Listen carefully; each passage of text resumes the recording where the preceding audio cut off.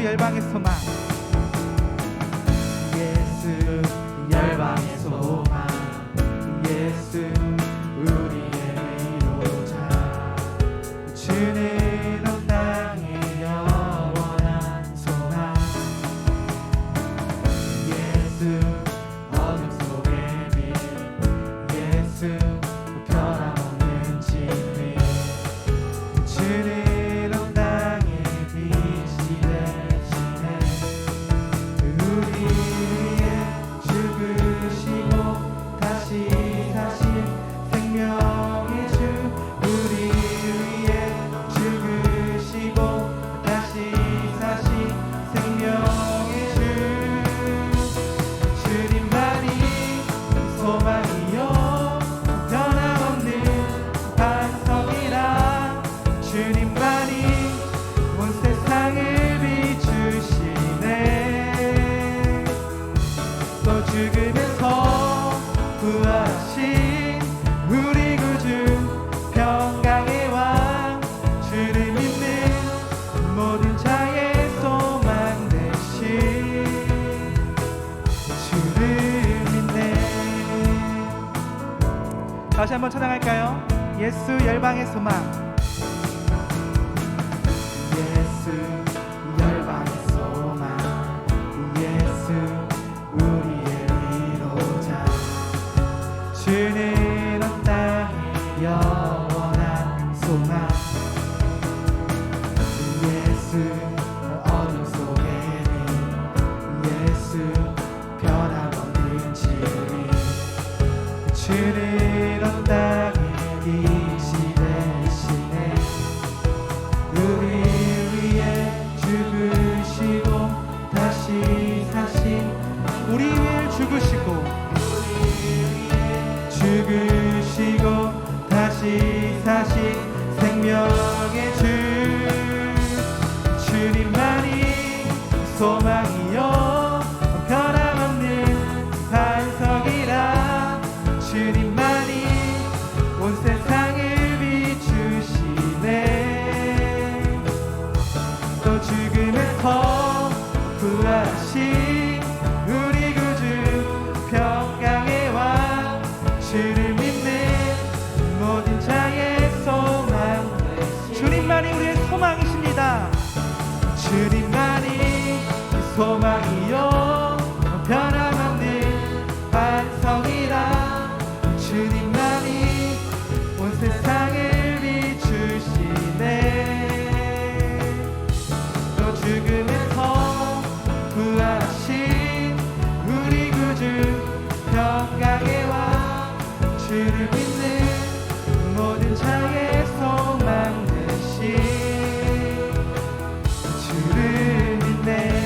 아멘. 우리의 생명 되시며 소망 되신 주님을 기뻐합니다. 아멘. 할렐루야.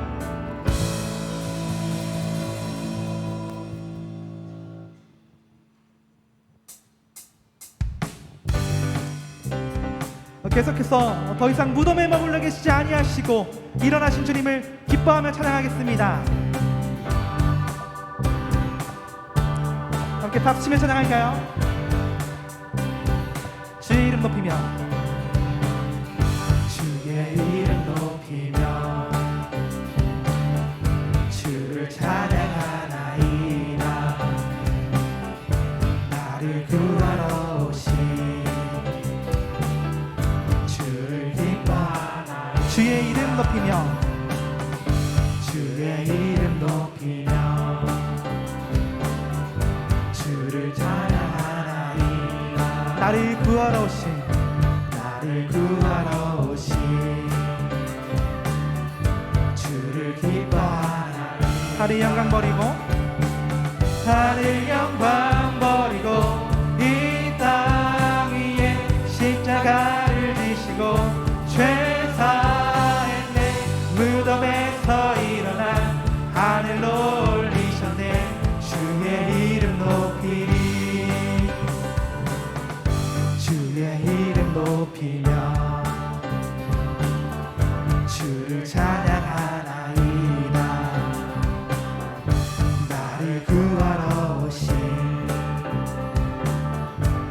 주를 기뻐하나이다. 하늘 영광 버리시고 하늘 영광 버리고 이 땅 위에 십자가를 지시고 죄사의 내 무덤에서 일어나 하늘로 올리셨네. 주의 이름으로 하늘 영광 버리고 하늘 영광 버리고 이 땅 위에 십자가를 지시고 죄사의 내 무덤에서 일어나 하늘로 올리셨네.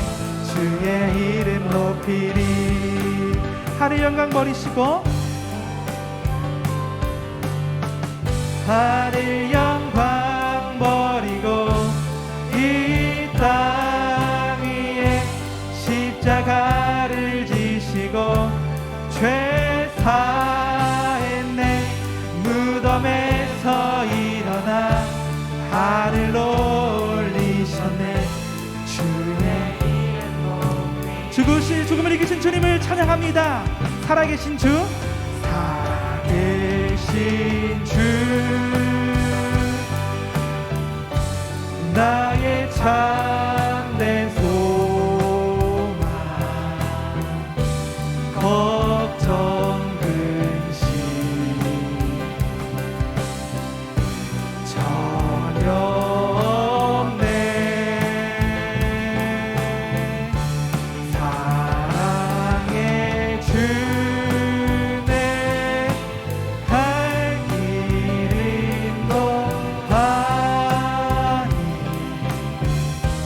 내 모든 삶의 기쁨 늘 충만한 살아계신 주 살아계신 주 나의 참된 소망 걱정 근심 전혀 없네. 사랑의 주네 갈 길 인도하니 내 모든 삶의 기쁨 늘 충만하네. 이 시간 함께 기도하길 원합니다. 주님, 사망 권세를 이기시고 부활하신 주님을 기뻐합니다. 이 시간 예배할 때 주님으로 인하여 기뻐하게 하시고 주님께서 이 시간 우리에게 베푸실 참된 기쁨을 풍성히 누릴 수 있도록 주님 인도해 주시옵소서. 우리에게 은혜 베푸실 주님을 기대하며 함께 기도하시겠습니다. 참 좋으신 하나님 아버지 감사합니다. 하나님, 주님께서 죽음을 이기시고 부활하신 것을 기억하며 기념하는 부활 주일입니다.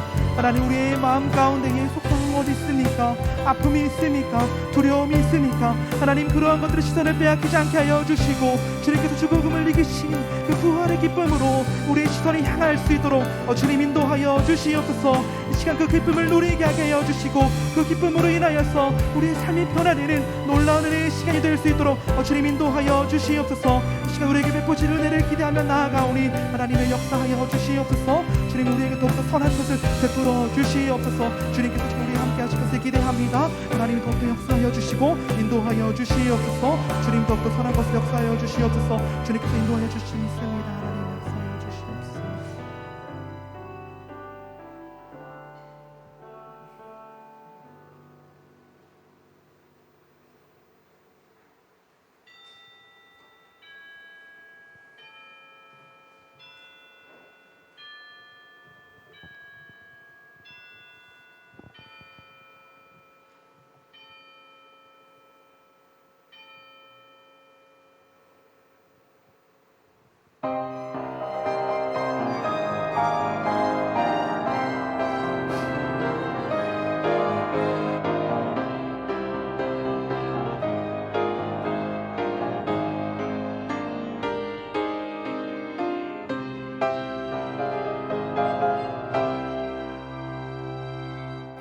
여호와는 살아계시니 나의 반석을 찬송하며 내 구원의 하나님을 높일지로다. 아멘. 모두 자리에서 일어나 주님의 성령 찬양하시겠습니다.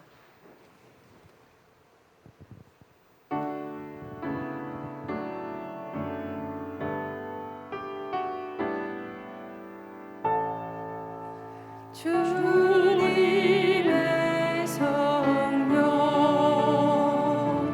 지금 이곳에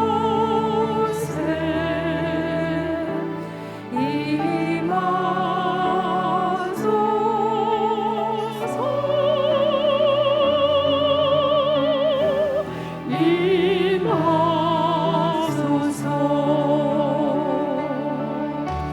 주님의 성령 지금 이곳에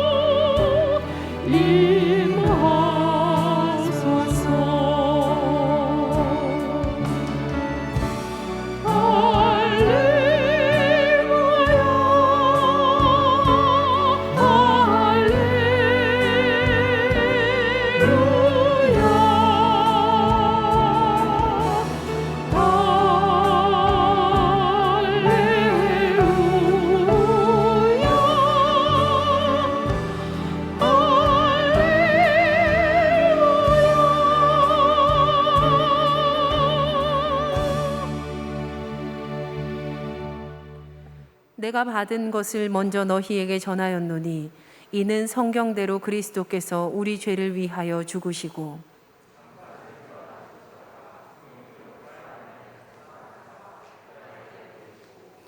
후에 12 제자에게와 그 후에 500여 형제에게 일시에 보이셨나니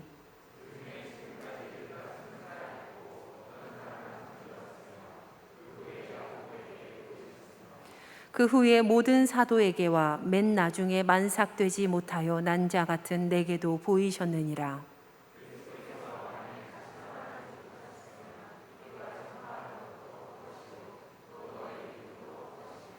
만일 그리스도 안에서 우리가 바라는 것이 다만 이 세상의 삶뿐이면 모든 사람 가운데 우리가 더욱 불쌍한 자이리라.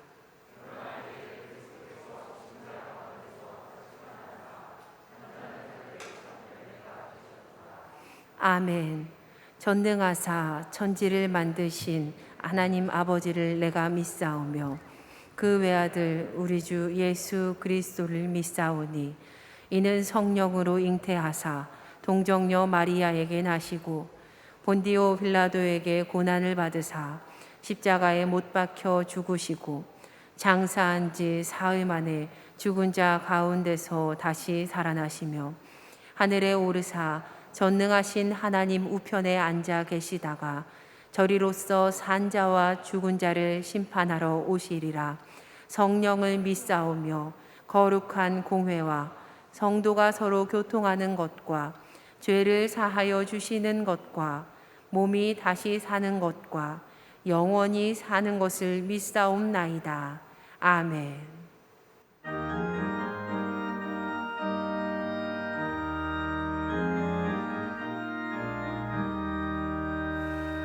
주님께 영광 다시 서신 주 사망 권세 모두 이기시었네.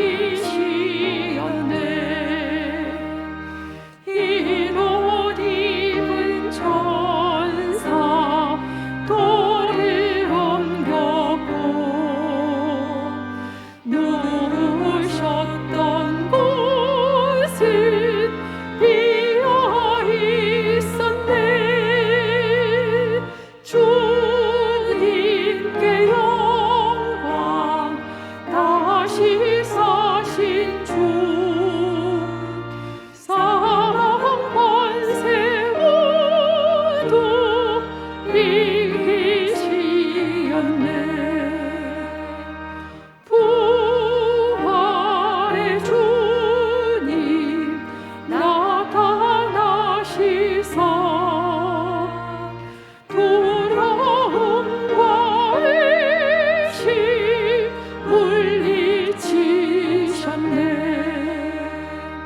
주의 교회 기뻐 찬송하여라.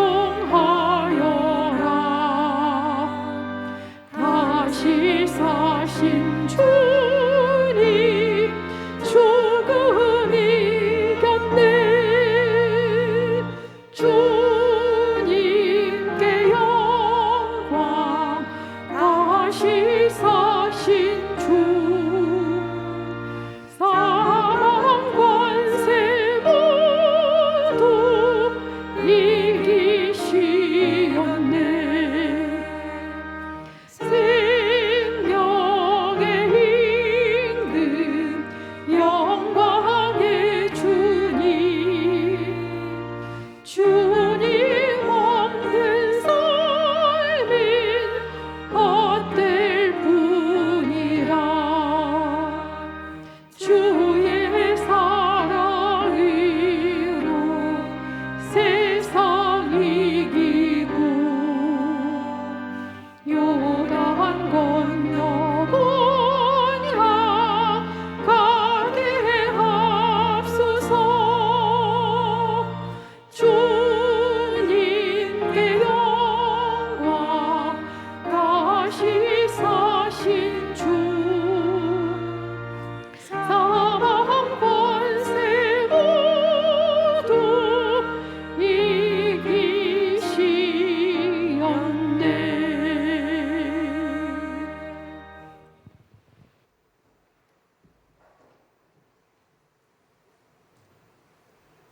우리를 사랑하시는 하나님, 오늘도 주의 자녀들이 주님 앞에 나와 예배드리게 하심에 감사합니다. 지난 한 주간 주님의 고난을 묵상하고 주님의 십자가 사랑을 기억했습니다. 가끔은 세상의 유혹에 흔들리기도 했지만 다시 결단하여 주님을 생각하게 하심에 감사합니다. 오늘은 예수님이 죽음에서 다시 살아나신 기쁜 부활주일입니다. 주님을 예배하기 위해 모인 모든 성도들이 부활하신 예수님을 찬양하며 그 기쁨을 함께 나누는 시간이 되게 해주세요. 주님, 때로는 저희가 연약한 믿음으로 인해 주님보다 세상의 것에 더 의지했습니다. 이런 저희의 모습을 회개하오니 용서하여 주시옵고 더 견고히 주님을 따를 수 있도록 인도하여 주시옵소서. 코로나 상황이 나아지면서 현장에서 주님을 찬양하고 예배할 수 있음에 감사드립니다. 아직은 마스크를 쓰고 예배하지만 하루빨리 마스크를 벗고 예배할 수 있는 날이 오게 해주세요. 사랑의 하나님, 3부 예배를 청년과 청소년이 모여 함께 예배하게 하심에 감사합니다. 예배하는 모든 이들이 청년의 때에 주님을 더욱 뜨겁게 사랑하고 믿음의 다음 세대를 이끌어갈 리더로 세워지게 해주세요. 현재 진행되고 있는 교회 리모델링을 위해 기도합니다. 믿음의 공동체를 이루어갈 우리 교회를 주님이 보시기에 아름답게 가꾸어 주시고 그 과정마다 부족함이 없게 하시어 모든 공사가 안전하게 잘 끝날 수 있도록 도와주세요. 각 선교지에 계신 선교사님들의 안전을 위해 기도합니다. 주님의 복음을 전하는 데 필요한 자원들을 부족함 없이 채워주시고 작은 어려움도 없게 하시어 항상 몸과 마음을 건강하게 지켜주세요. 매주 주님의 말씀을 대언하시는 담임 목사님을 위해 기도합니다. 목사님께서 설교를 준비하시고 선포하시는 그 모든 과정 가운데 넘치는 은혜를 부어주시고 말씀을 전하실 때 방해되는 것이 없도록 도와주세요. 오늘도 보이지 않는 곳에서 섬기고 봉사하는 이들이 있습니다. 주님이 주신 각자의 달란트로 사역하는 그들을 기억하시어 더 좋은 것으로 갚아주시옵소서.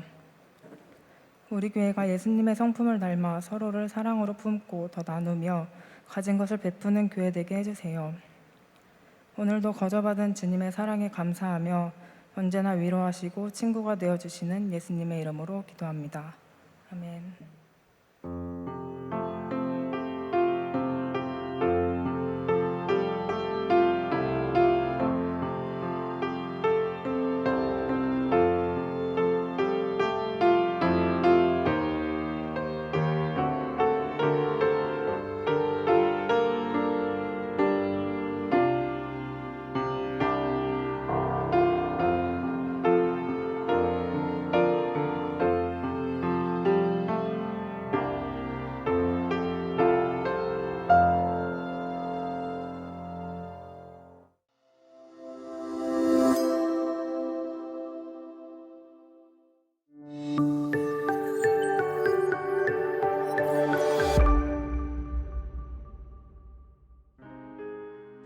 오늘은 부활주일입니다. 우리를 구원하신 주님께 기쁨의 예배를 드리는 성도님들 되시기 바랍니다. 부활주일에 전해드리는 4월 첫째 주 교회 소식입니다. 주일 1, 2, 3부 예배와 수요 공감 충만 예배, 그리고 새벽 예배를 대면으로 드립니다. 온세대 예배는 교회에 모이지 않고 가정 예배로 드립니다. 주일 예배 신청 방법은 온라인 신청과 오프라인 신청 두 가지가 있습니다.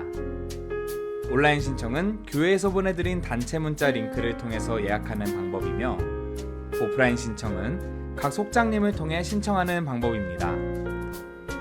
예배 인원 제한이 있으니 매주 수요일까지 신청해 주시기 바랍니다.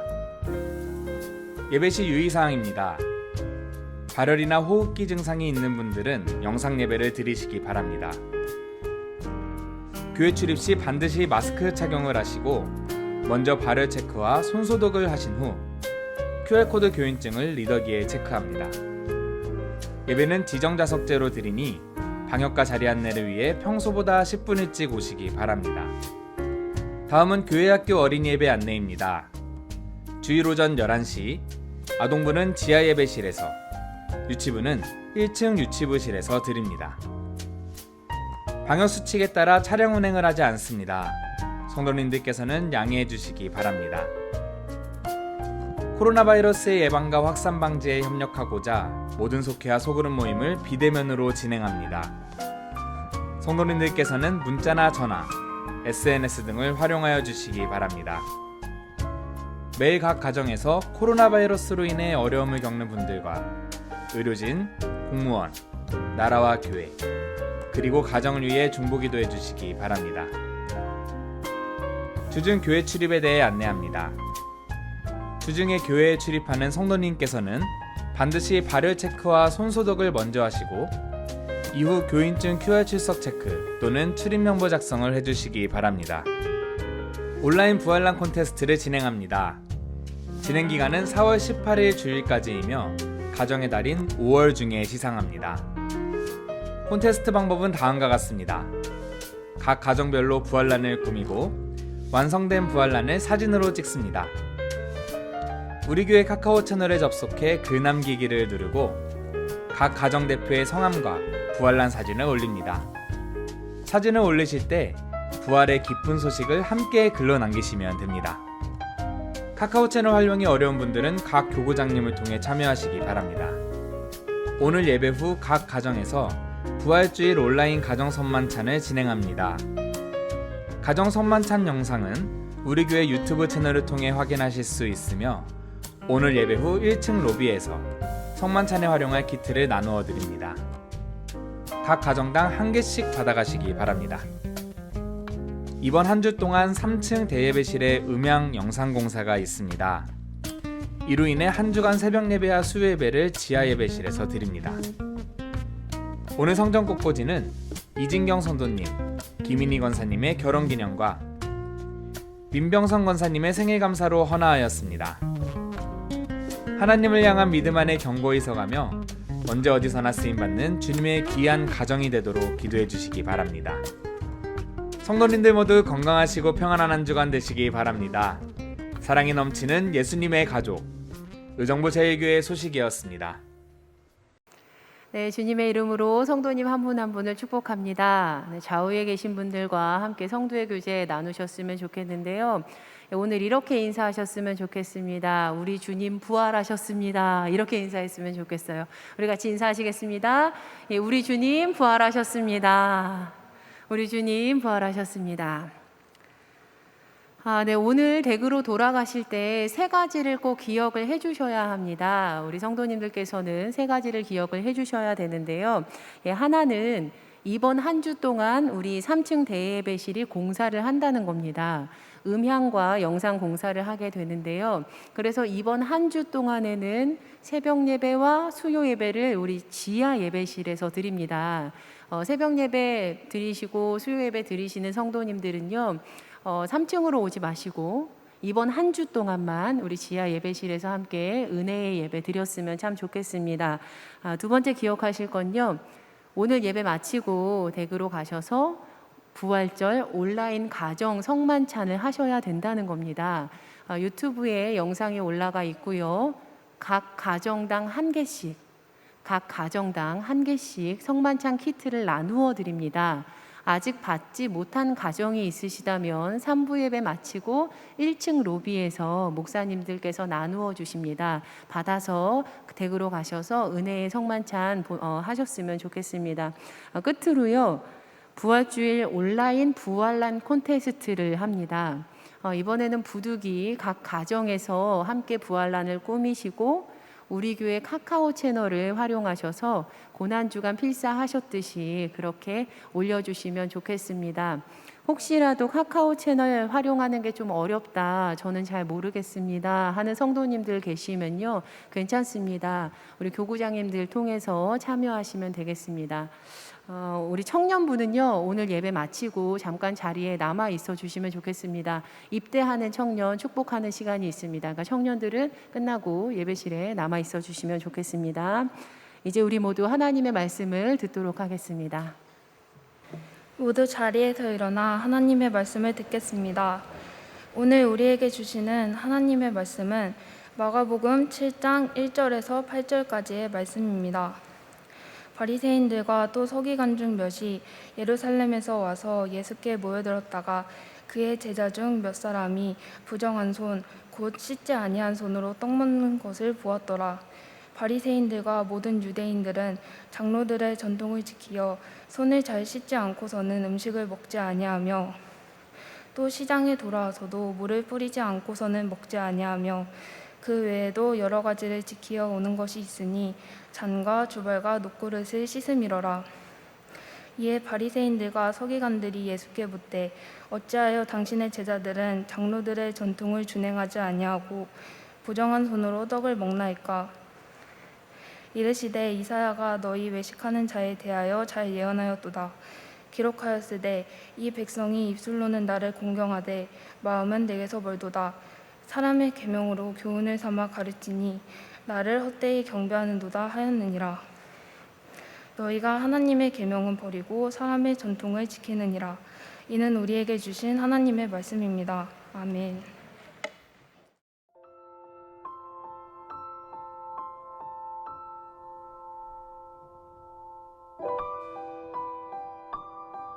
다 이루었다. 당신이 지쳐서 기도할 수 없고 눈물이 빗물처럼 흘러내릴 때 주님은 우리 연약함을 아시고 사랑으로 인도하시네. 우리가 부르는 이 찬양의 가사가 다 이루었다 하신 주님의 말씀을 통해 모든 것을 사랑으로 완성하신 하나님을 노래하는 간증이 되기를 소망합니다. 세상이 하나님의 말씀을 따라가는 삶을 부정하고 우리 안에서조차 신앙의 확신이 의심으로 바뀔 때도 십자가 위에서 다 이루었다 말씀하신 주님을 기억하고 온전히 하나님의 뜻을 이루신 예수님을 따라 믿음으로 승리하기를 소원합니다. 가장 극심한 고난의 날에 모든 것을 이루신 주님, 우리도 우리의 이 고난의 날에 주님의 십자가를 붙들고 주님의 뜻을 이루어 살게 하옵소서. 십자가 위에서 다 이루었다 말씀하신 예수님의 이름으로 기도합니다. 아멘.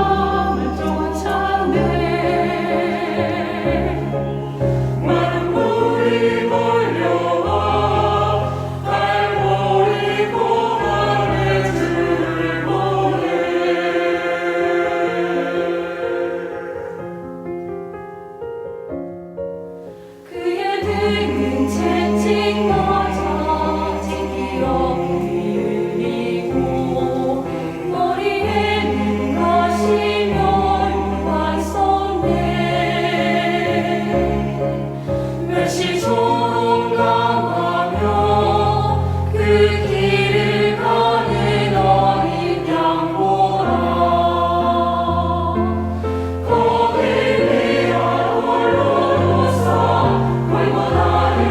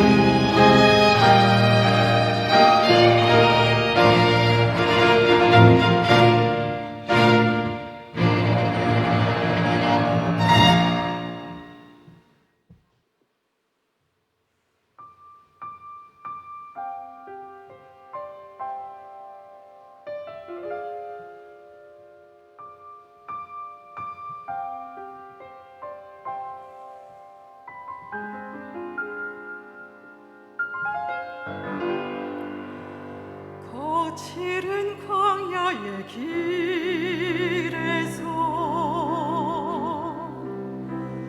돌아와 주님이 예비한 생명의 강가로 나온 우리들 그토록 여러 번 새 삶을 스스로 노력해 봤지만 한 번이 실패해 낙심해 있을 때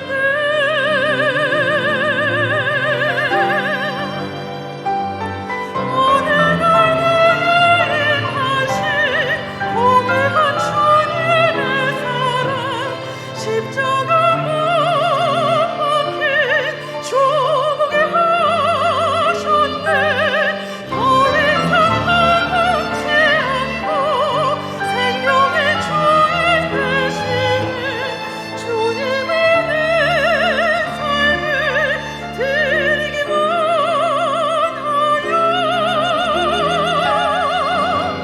생명의 강가로 깨어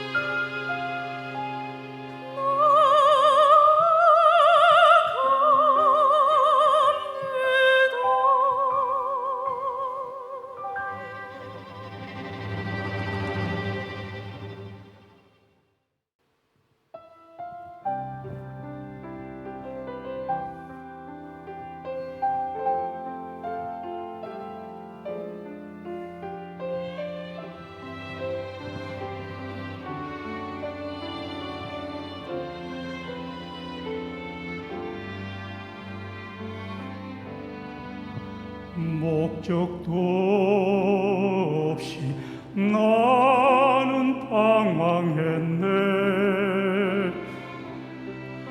소망도 없이 살았네. 그때에 못자국 난 그 손길 나에게 새 생명 주셨네. 험한 십자가에 능력 있네. 거기서 나의 삶이 변했네. 찬양하리 주 이름 영원히. 주의 십자가 능력 있네. 나는 믿네. 갈보리 언덕 십자가. 나는 믿네. 그 누가 뭐라 해도 이 세상 다지라고 끝날이 와도 주의 십자가 붙들겠네.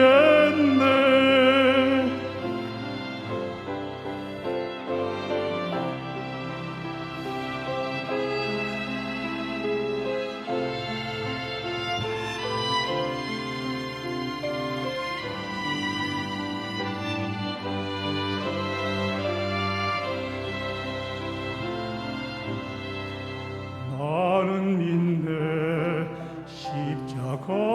십자가에서 못 박힌 주 오늘도 새 삶을 주시네. 날 새롭게 하셨네. 나는 새 피조물 십자가 잡고 살아가리.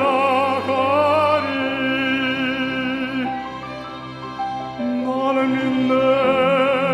갈보리 언덕 십자가. 나는 믿네. 그 누가 뭐라 해도 이 세상 다지라고 끝날이 와도 험한 십자가 붙들겠네.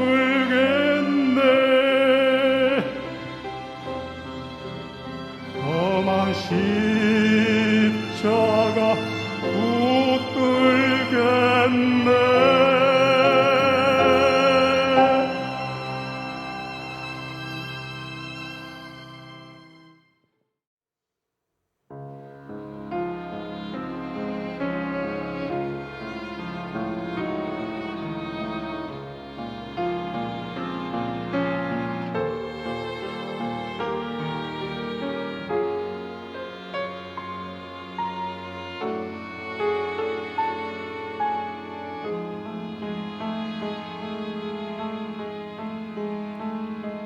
하나님 사랑 날 위하여 하늘 영광 버리고 오셨네. 저 높은 별 넘어 낮고 낮은 땅 위에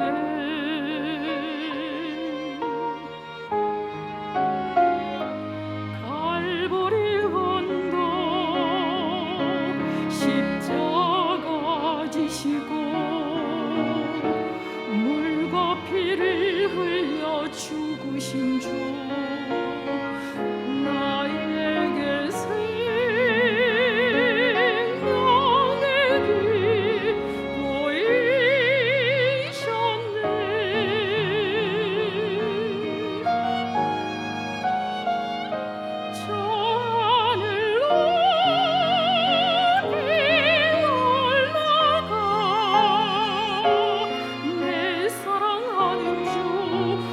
만날 수 있을까?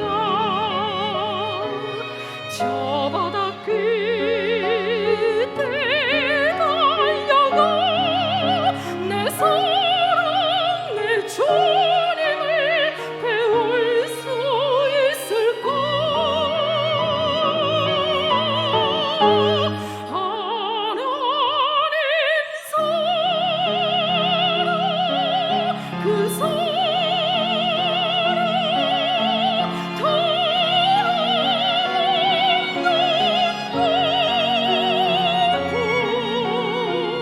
내 마음 모두 드리리.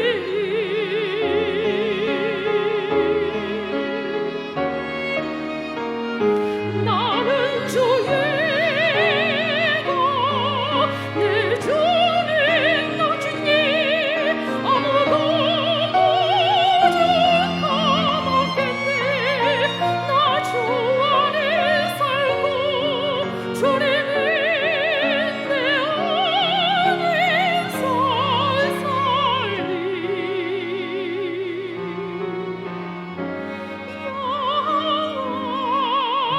영원토록.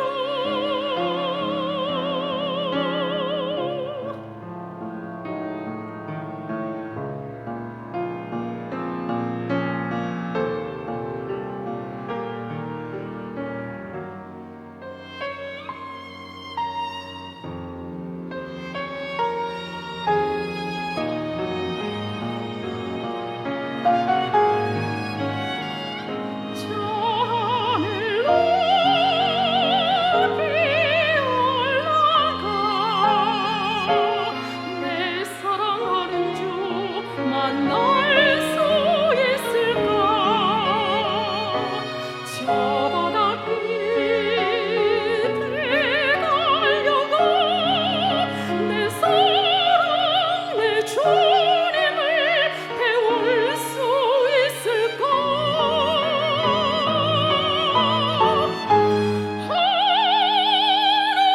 하나님 사랑 그 사랑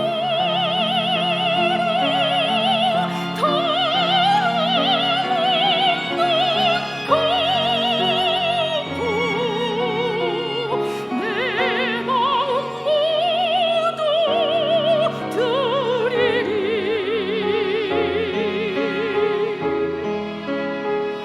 나는 주의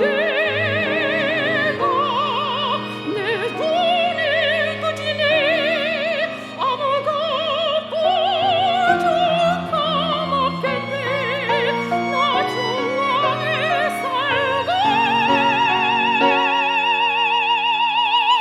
주님은 내 안에서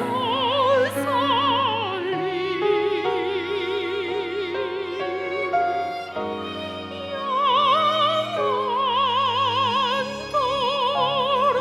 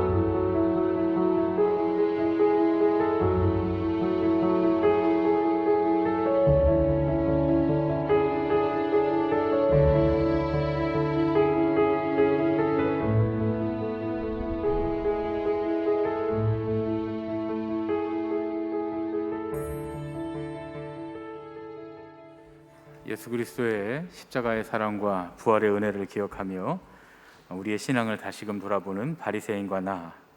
오늘은 앞으로 한 걸음 더라고 하는 제목으로 함께 말씀을 나누시겠습니다. 제 아내가 운전을 좀 잘해요. 그런데 아내가 운전하는 차를 처음 탔을 때 정말 많이 불편했습니다. 정말 많이 불편했고 힘들었어요. 운전 연수를 제가 면허 딸 때 해줬는데 그때도 굉장히 괴로웠습니다. 보통 하지 말라고 하는 일 중에 하나잖아요. 남편이 아내의 운전 연수를 해주면 안 된다. 이건 뭐 우리 청년 학생들 말로 국룰인데 그런데 제가 연수를 해주면서 많이 마음이 힘들었습니다. 그런데 지금은 이제 아내가 운전을 하면 제가 편히 누워서 잘 수 있을 정도로 운전을 잘합니다. 사실 결혼을 하고서 10년이 넘는 세월 동안에 제 아내는 운전은커녕 운전 면허조차 아예 없었습니다. 그 가장 큰 이유가 제가 반대했기 때문이에요. 혹시라도 사고가 날까봐 걱정이 돼서 그랬어요. 아내가 운전을 한다는 사실을 마음 편히 믿어할 수가 없어서 그랬던 것 같습니다. 그래서 갖가지 이유를 들면서 아내의 운전을 반대했습니다. 이제 시골에서 목회하면서 갑자기 마음이 바뀌었어요. 시골에서 살다 보니까 너무 답답하게 제 아내가 있는 것 같아서 그래서 운전면허 시험을 보라고 제가 권면을 했어요. 그래서 운전면허를 조금 배우더니 금방 면허를 땄습니다. 그리고 운전 연습을 위해서 아주 오래된 20년 넘은 중고차를 한 대 샀어요. 아내가 운전하던 자동차의 이름은 흰둥이였습니다. 사실은 진주색이었는데 그냥 허옇게 생겼으니까 그때 우리 아이들이 어릴 때고 초등학교 다닐 때고 그러니까 이제 차에다가 인격을 부여해서 흰둥이라는 이름을 붙여줬어요. 제 아내가 흰둥이를 몰고서 애들을 태우고 여기저기 잘 다녔습니다. 제가 잠깐 미국에 가 있을 때는 미국에 가 있는 동안에 아내가 혼자서 막 성남도 다녀오고 부천도 다녀오고 아이들 태우고 다니고 그랬어요. 몇 번 장거리 운전을 하고 나서는 더 운전을 잘하게 됐습니다. 그 덕분에 저는 더 편해졌고요. 제 아내는 더 자유로워진 것 같아요. 제가 예전에 수술을 한번 받았는데 수술을 받을 때도 아내가 직접 운전해서 병원에다 저를 입원시키고 퇴원시켰습니다. 근데 그렇지 않았다면 아마도 제가 직접 운전해서 병원에 갔었어야 될 것 같아요. 1시간 넘게 가는 병원이었는데 운전을 하고 또 수술 끝나고 제가 운전을 하고 집으로 돌아왔어야 됐을 수도 있습니다. 물론 불가능한 일이죠. 처음에는 할 수 있을 거라고 생각했는데 수술 받고 보니까 불가능한 일이었다는 걸 제가 깨닫게 됐습니다. 그러면서 제가 한 가지 깨닫게 된 게 있어요. 그게 뭐냐면 나는 아내가 운전하는 게 못 믿어서 아내가 운전하면 안 되는 많은 이유들을 만들었던 것 같다는 생각이 든 거예요. 사고가 날까 봐 두려워서, 내 아내는 겁이 많으니까, 내가 그냥 운전하면 되니까, 아이들이 아직 어린데 등등등. 그런데 이런 이유들을 가만히 생각해 보니까 하나같이 다 반대를 위한 구실일 뿐이었다라는 생각이 들더라고요. 그런 반대를 위한 구실들로 인해서 내가 아내가 조금 더 성장하는 길을 막고 있었다. 앞으로 나아갈 수 있었는데 내가 막고 있었구나 하는 생각이 들게 되었습니다. 한 걸음씩 발을 내디뎌야 앞으로 나갈 수 있죠. 그런데 우리는 종종 한 발 앞으로 나가는 걸 잘 못할 때가 있습니다. 마음속으로는 앞으로 나가야 된다라는 사실을 잘 알면서도 정작 한 발을 떼어야 할 때 주저주저해요. 그러면서 그렇게 주저해야 될 이유들을 만들어내기 시작합니다. 왜 한 발 앞으로 나가면 안 되는지 설명하기 시작하는 거예요.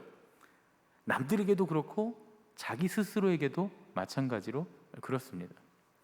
이렇게 일을 하다 보면 누구에게 이렇게 어떤 일을 시켰을 때 그 일에 대해서 네, 한번 해보겠습니다 하는 사람도 있는가 하면 반대로 그 얘기를 듣고 이건 안 되는 일이에요 라고 이유를 100가지를 넘게 만들어내는 사람들이 있습니다. 그 이유를 들어보면 다 그럴듯해요. 맞는 것 같아요. 절대 못할 것 같아요. 그런데 놀라운 사실은 그 일을 하는 사람들이 있고 사실은 노력하면 그 일을 해낼 수 있다는 거죠. 그래서 정말 다른 사람들의 앞길을 막는 사람들이 있는가 하면 자기 스스로도 한 발짝 내딛는 걸 여러 가지 이유들로 막고 있는 사람들도 있는 것을 봅니다. 예수님은 하나님의 나라를 이 땅에 불러오셨어요. 하나님의 나라는 앞으로 나아가는 나라입니다. 뒤로 물러나거나 뒤를 돌아보는 나라가 아니에요.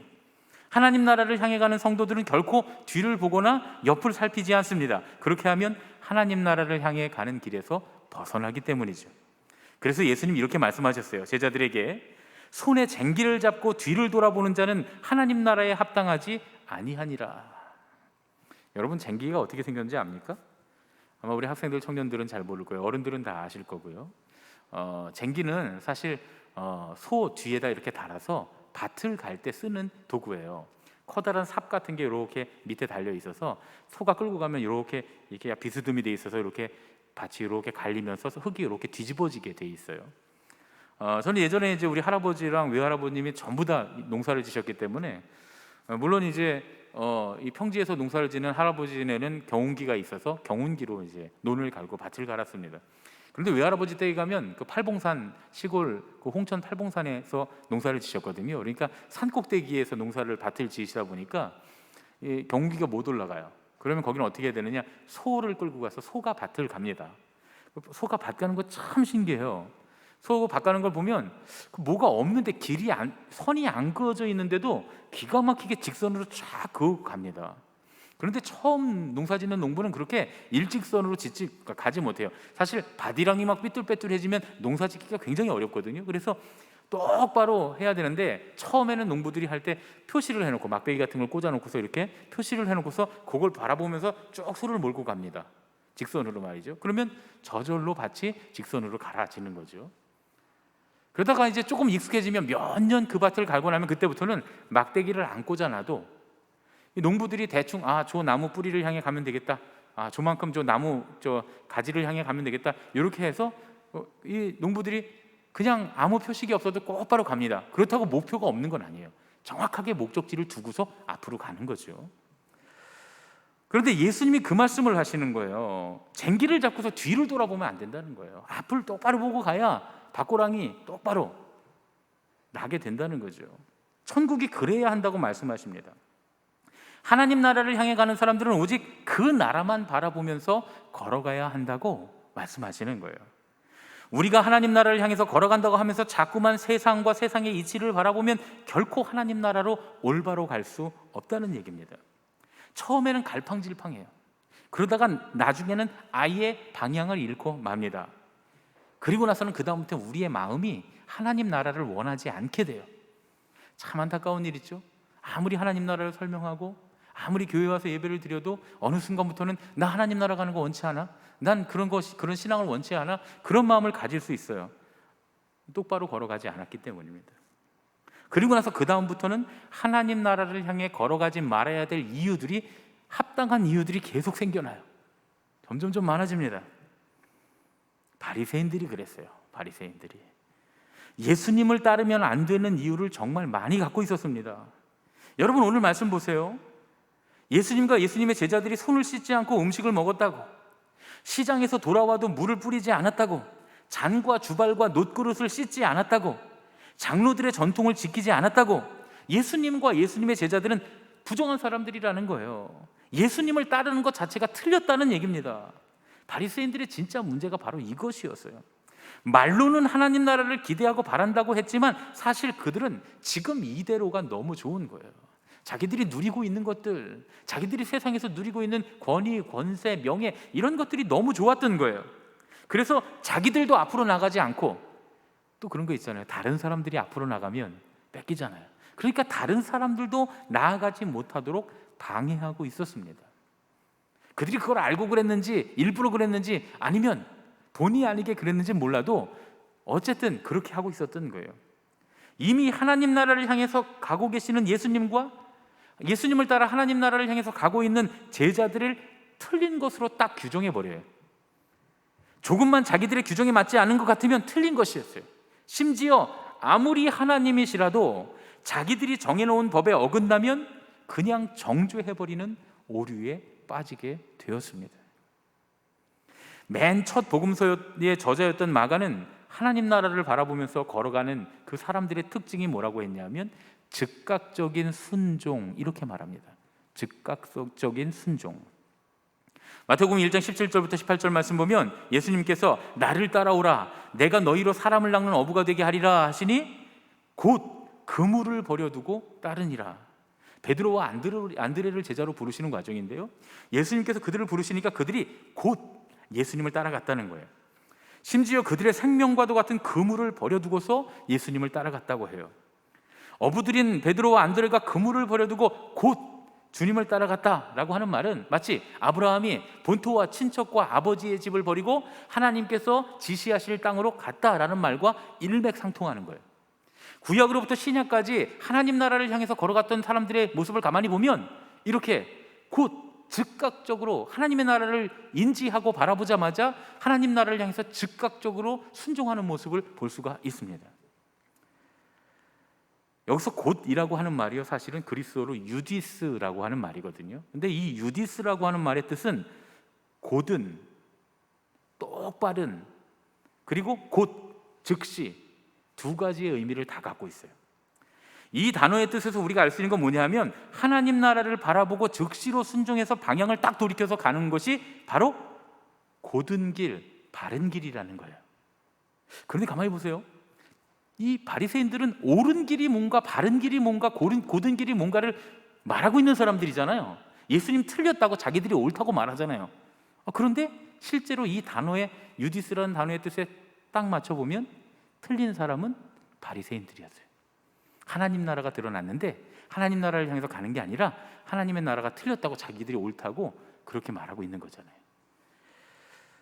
실제로 마태와 마가와 누가가 쓴 공관복음서에 보면 거기 세례 요한의 외침이 나오는데 아주 유명하죠. 그의 오실 길을 곧게 하라, 이 말씀을 합니다. 그의 오실 길을 곧게 하라.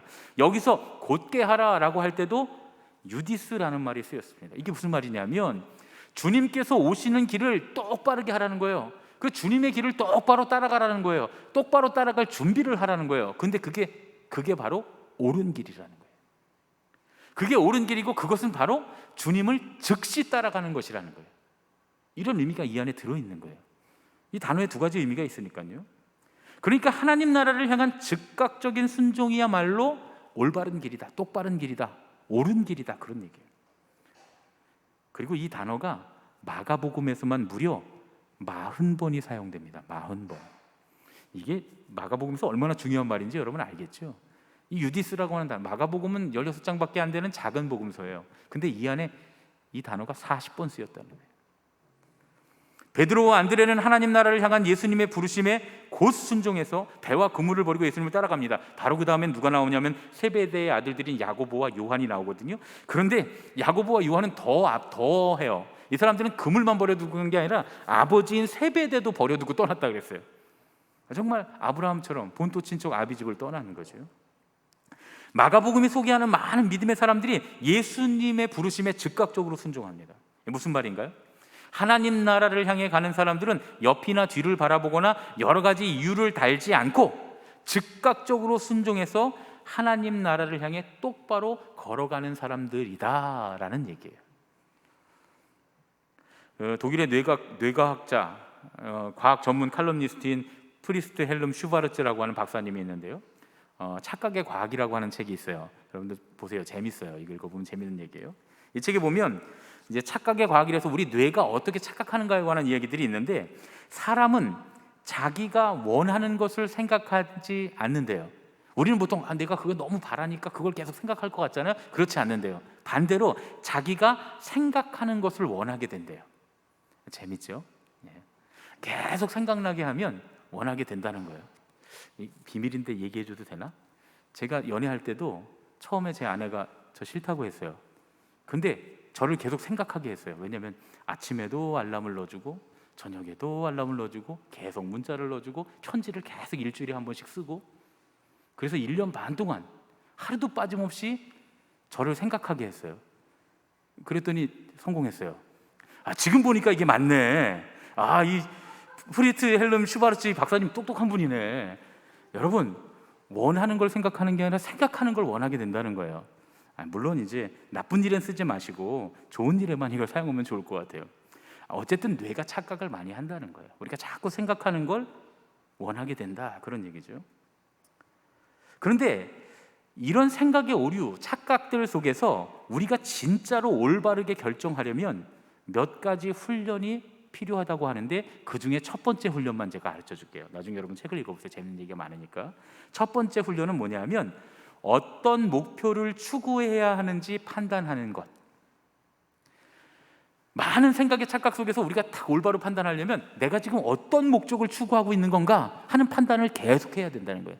그리고 그 훈련을 계속해야 된다는 거예요. 그래야 많은 생각의 착각들 속에서 실수하지 않고 올바른 판단을 내릴 수 있다, 그런 얘기죠. 이것이 우리가 올바른 결정을 하는 데 있어서 가장 우선되는 첫 번째 훈련의 내용이라는 거예요. 당연하죠. 뭔가 결정하는데 방향이 없으면 아예 옳고 그름 자체를 평가할 수 없습니다. 어디를 향해 가는지 모르는데 내가 똑바로 가는지, 잘 왔는지, 빨리 왔는지, 늦게 왔는지 알 수가 없잖아요. 어디로 가는지를 모르는데요. 그렇잖아요. 내가 얼마나 많이 성취했는지, 얼마나 바르게 가고 있는지 이걸 알 수 없으니까 내가 어떤 결정을 했어도 사실은 결정한 거나 결정 안 한 거나 다름이 없는 거예요. 결정 안 한 거나 마찬가지인 거예요. 아무리 결정을 했어도 목표가 없으니까요. 이런 거예요.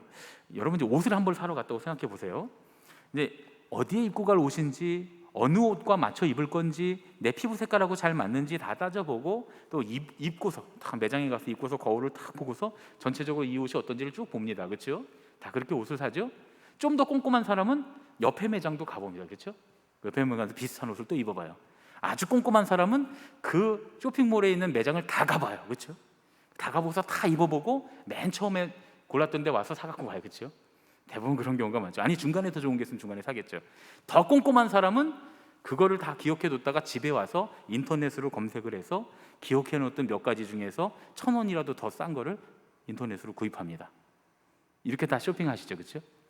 물론 이제 저 같은 사람, 털털한 사람은 그냥 매장에 가서 잘 맞네 그리고 그냥 입고 나오고, 아주 꼼꼼한 분들은 집에까지 와서 조금이라도 더 싸게, 몇 천 원이라도 더 싸게 사시겠죠.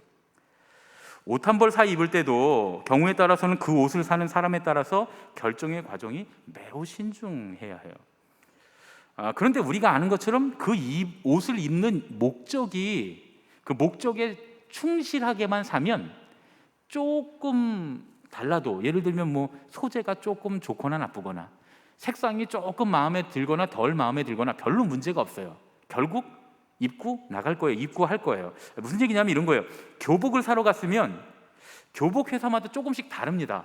우리 여학생들, 남학생들 다 알겠지만 남학생 핏이 이쁘게 나오는 교복이 있고 여학생 핏이 이쁘게 나오는 교복이 있어요. 그리고 핏을 강조하는 이 교복 브랜드가 있고 소재를 강조하는 교복 브랜드가 있어요. 그래서 우리는 소재를 좋은 걸 써서 잘 구겨지지도 않고 학생들이 활동하기 좋게 쭉쭉 늘어나고 그리고 편하게 입을 수 있고 1학년부터 3학년까지 아무리 키가 크고 몸이 늘어나도 잘 맞춰줄 수 있습니다. 뭐 이렇게 광고하는 게 있는가 하면 우리는 아주 예쁘게 만들기 때문에 핏이 좋아서, 그래서 누가 입어도 우리 그 뭐 뚱뚱하든지 빼빼 말랐든지 하여튼 누가 입어도 예쁘게 핏이 잘 나오는 교복입니다. 뭐 이렇게 광고하는 그런 회사들이 있어요. 교복 그 사러 몇 번 다녀봤으면 그런 것들이 있는 걸 알아요. 그런데 중요한 건 뭐냐면 어쨌든 교복을 사면 학교에 잘 입고 다닐 거예요. 그렇죠? 그런데 반대로 잠옷을 사러 갔어요. 잠옷을 사러 갔는데 잠옷이 색깔이 내가 좀 마음에 안 들고 캐릭터가 좀 마음에 안 들어도 그거밖에 없어서 사갖고 왔어요. 그러면 잘 때 입겠어요? 안 입겠어요? 잘 때 잘 입고 잘 거예요. 조금 마음에 안 들었어도 누가 보는 거 아니니까. 그런데 교복을 사러 갔다가 소재와 핏이 너무 아름답네 하고 잠옷을 사오는 사람은 없다, 그런 얘기예요. 그리고 교복을 사러 갔는데 소재가 너무 좋고 예쁘고 색상이 좋다고 잠옷을 사갖고 와서 학교에 잠옷을 입고 가는 사람은 더더욱 없겠죠. 목표에 따라서 방법이나 과정, 수칙은 얼마든지 바뀔 수 있습니다. 목표에 따라서. 목표가 똑같더라도 환경에 따라서, 상황에 따라서, 또 그날의 나의 감정에 따라서 수칙은 얼마든지 바뀔 수도 있고 과정도 얼마든지 바뀔 수 있어요. 때로는 그 목표에 다다르는 시간이 길어질 수도 있고 짧아질 수도 있어요. 난이도가 높아질 수도 있고 낮아질 수도 있어요. 그런데 수칙에 따라서 목표를 바꾸는 건 어리석은 거예요. 방법이나 과정에 따라서 목표를 바꾼다면 그건 아주 어리석은 일이에요. 때로는 우리가 목표가 있기 때문에 그 목표로 향해 가는 길이 아주 어려운 길이라면 어쩔 수 없이 그게 버겁고 힘들어도 그 길을 가야만 하는 때도 분명히 있어요. 그렇다고 목표를 바꿔버리고 쉬운 길로 가는 사람은 없습니다. 예수님의 십자가가 대표적인 예예요. 예수님이 우리에게 생명을 주시고 우리와 하나님 사이의 관계를 다시 여시기 위해서는 십자가밖에 없었어요. 너무나 고통스럽고 괴롭고 힘들고 어려운 길이지만, 감당할 수 없는 길이지만, 사람이 도저히 감당할 수 없는 길이었지만 예수님은 그 길로 가십니다. 왜?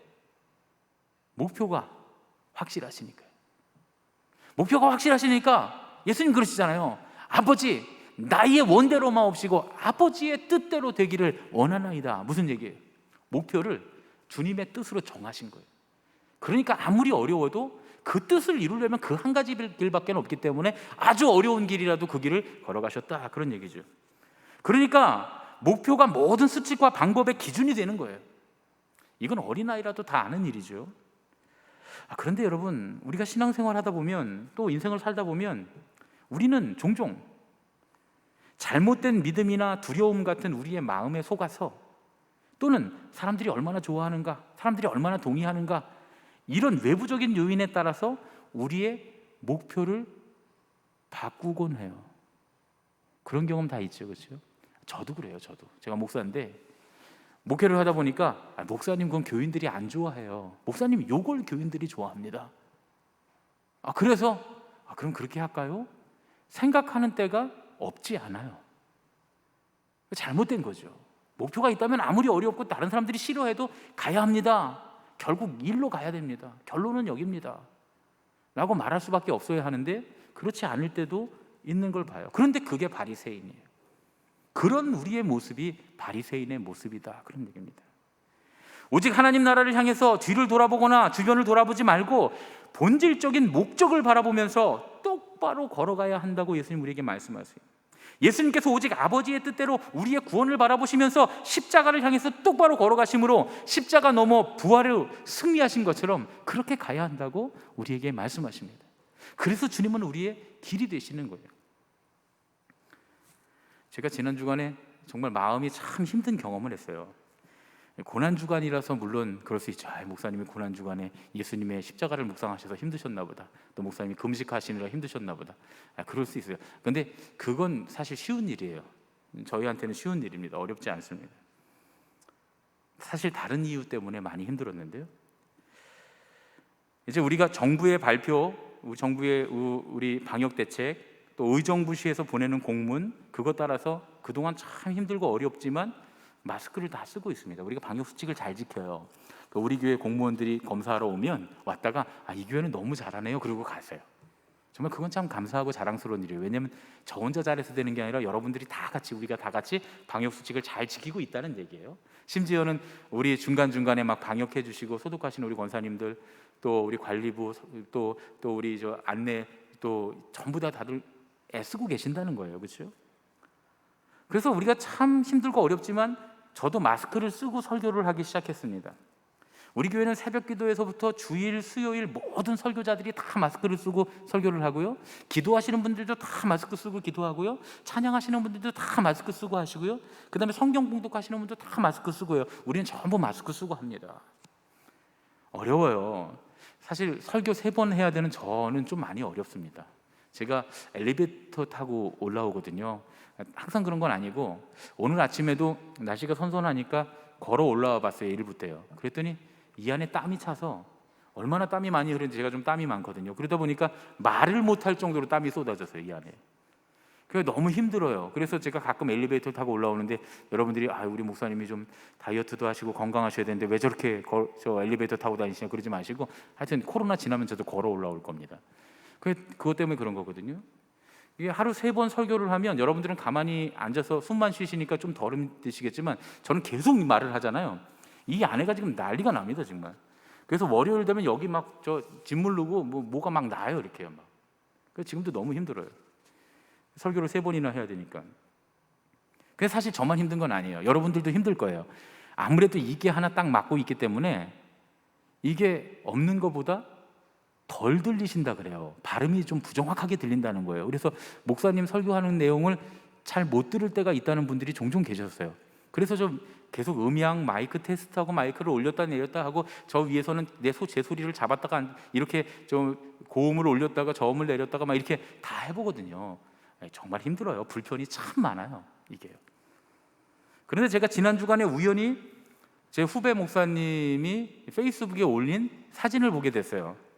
교회에서 부흥회를 했다, 고난주간 부흥회를 했다라고 하는 페이스북에 그런 글을 봤는데, 사진을 보니까 그 목사님하고 설교하는 부흥 강사 목사님하고 전부 다 마스크를 벗고 있는 거예요. 심지어 기도하는 권사님인지 집사님인지 그분도 마스크를 벗고 하셨더라고요. 그런데 그 교회는 50명이 채 안 되는 아주 작은 상가교회예요. 그런 작은 상가교회에서 앞에 설교자가 마스크를 벗고 기도하는 사람, 저 부흥의 강사가 다 마스크를 벗고 했으면 막 얼마나 또 기도했겠어요. 열심히요. 작은 교회니까 부흥하려고. 그랬으면 분명히 방역수칙 위반입니다. 이건요. 사실 지금 여기 가림막을 예전처럼 우리가 가리고 투명 가림막을 가리고 하는 것도 방역수칙이 위반이에요.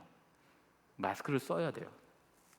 제가 후배 목사님이니까 메시지를 보내서 그렇게 하면 안 된다고 얘기를 할까 하다가 사실 이게 다 아는 거거든요. 모를 수가 없어요. 어떤 분들이 그런 거 물어보는 분이 계세요.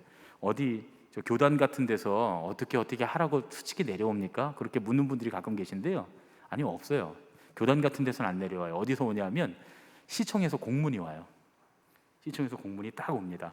그래서 까만 글씨, 진한 글씨로 설교자 마스크 착용 필수 이렇게 딱 옵니다. 하라는 거죠. 그리고 나라에서 방역 대책 딱 발표하면 제일 먼저 저희가 가서 홈페이지에서 봐서 종교 시설은 어떻게 해야 되는지 그걸 저희가 다 보고 제가 부목사님들한테도 보내고 또 장로님들한테도 보내고 이렇게 해서 우리 교회 방역 수칙 이렇게 해서 방역 수칙대로 해야 됩니다 하고 나눠드려요.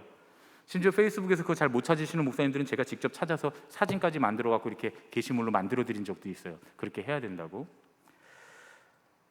그러니까 모르고 그러는 게 아닌데 제가 괜히 거기다 문자를 보내서 메시지를 보내서 그거 그렇게 하면 안 됩니다라고 얘기하면 둘이 감정만 상할 것 같은 거예요. 관계만 깨질 것 같아요. 그래서 알고 그러는 거면 다 이유가 있겠지. 나름대로의 이유가 있겠지. 그리고 제가 참았어요.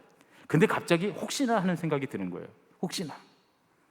그래서 어떻게 했냐면 제가 유튜브에 들어갔어요. 유튜브에 들어가서 교회들을 살펴보기 시작했어요. 서울에 있는 교회들, 또 수도권에 있는 교회들, 그리고 우리 의정부 지역에 있는 교회들. 사실 제가 남의 교회 유튜브는 잘 안 보거든요.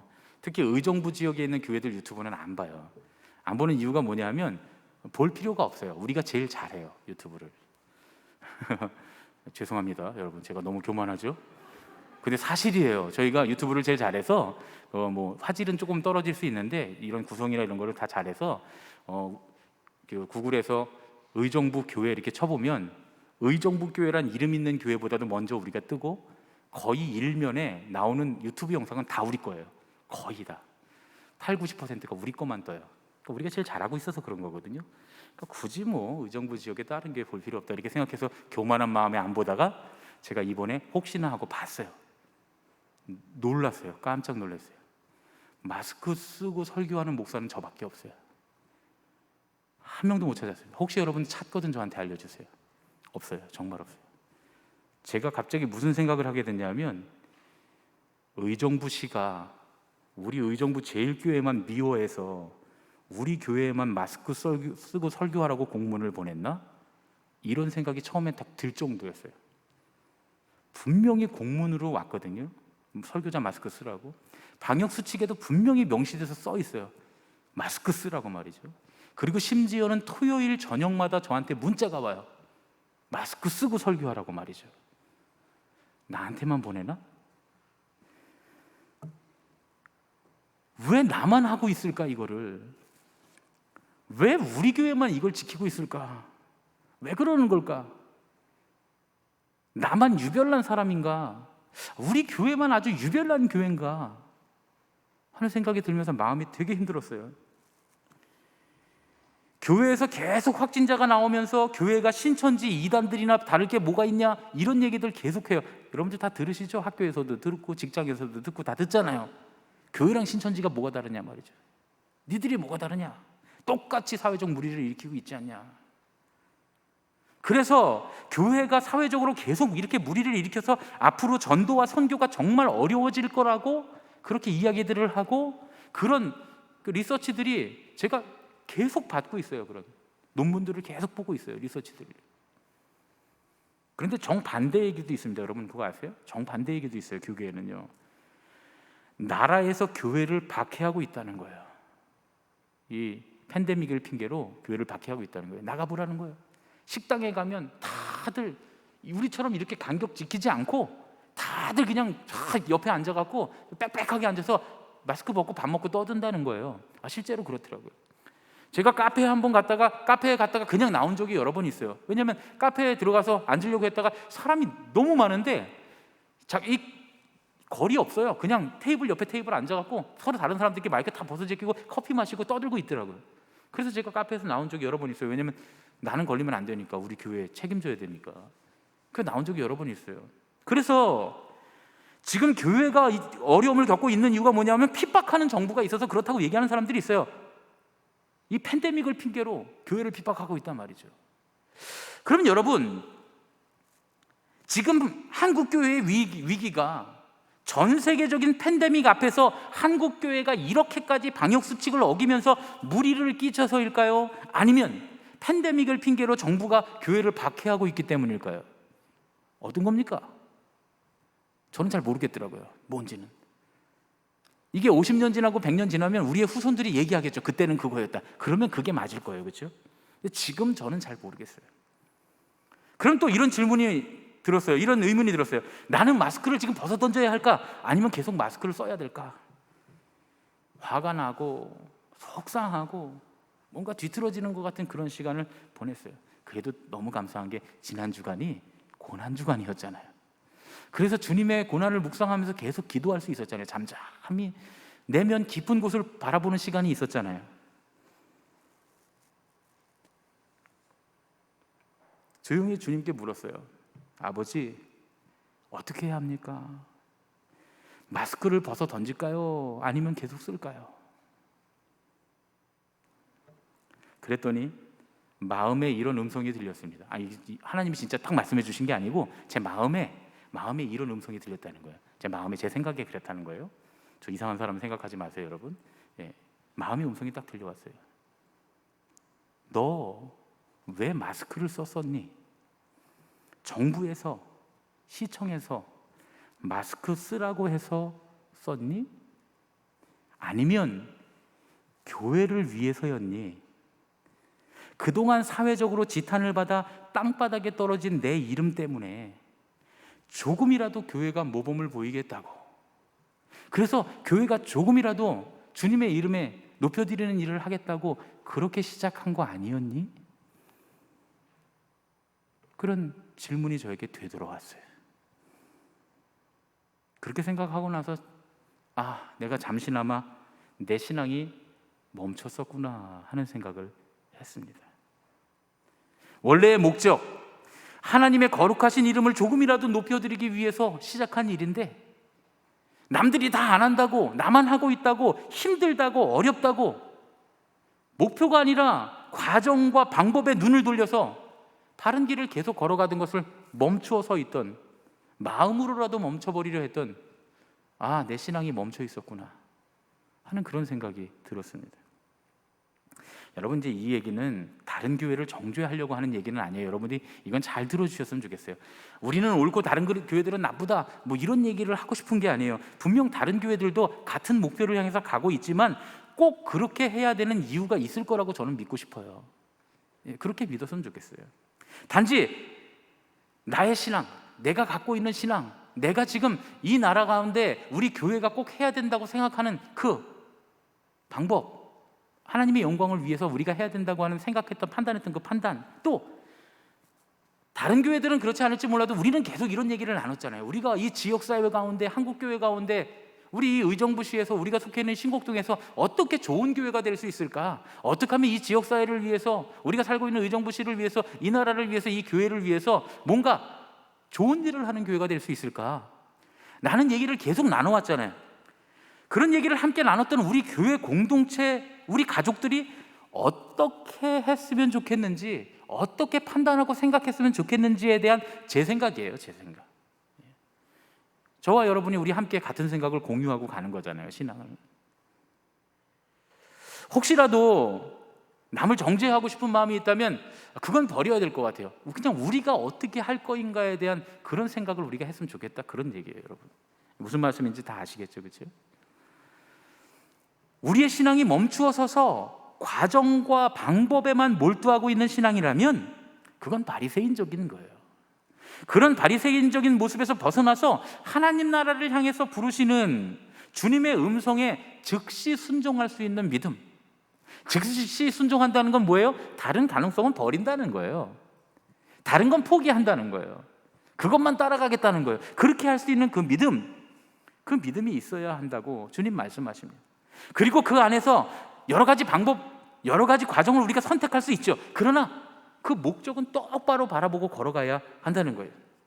만일 아주 어려운 길을 걸어가야 한다고 해도 그 목표를 향해서, 표대를 향해서 가려면 그 방법밖에 없다면 아무리 어려워도 그 길을 걸어가야 한다는 거죠.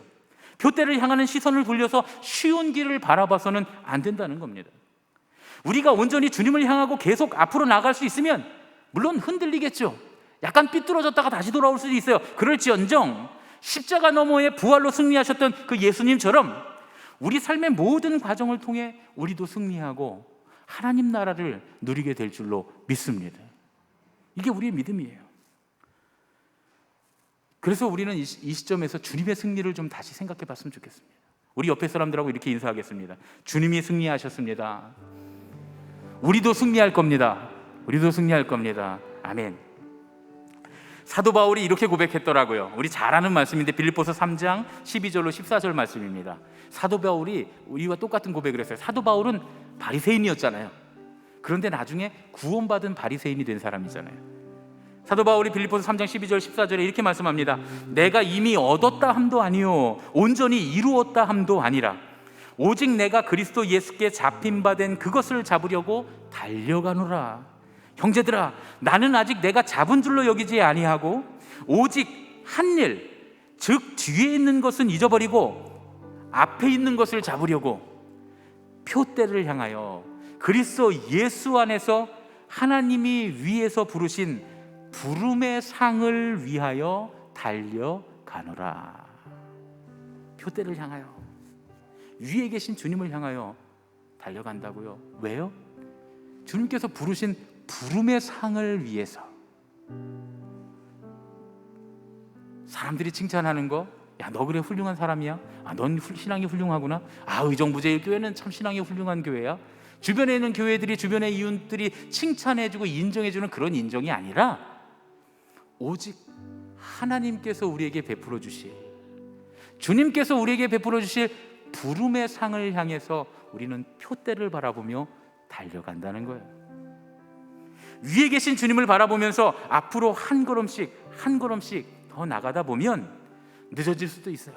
삐뚤어질 수도 있어요. 왔다 갔다 할 수도 있어요. 그러나 반드시 승리하고 하나님 나라에 들어가서 주님께서 주시는 부름의 상을 얻게 될 줄로 믿습니다. 그런 저와 여러분이 되시기를 예수님의 이름으로 축원합니다. 아멘. 우리 시간에 살아계신 주, 우리 힘차게 함께 찬송하고 봉헌하고 기도하겠습니다.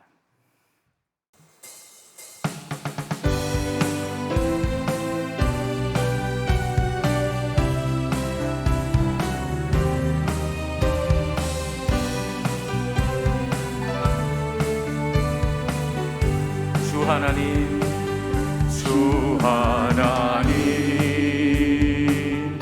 독생자 예수 날 위하여 오시었네.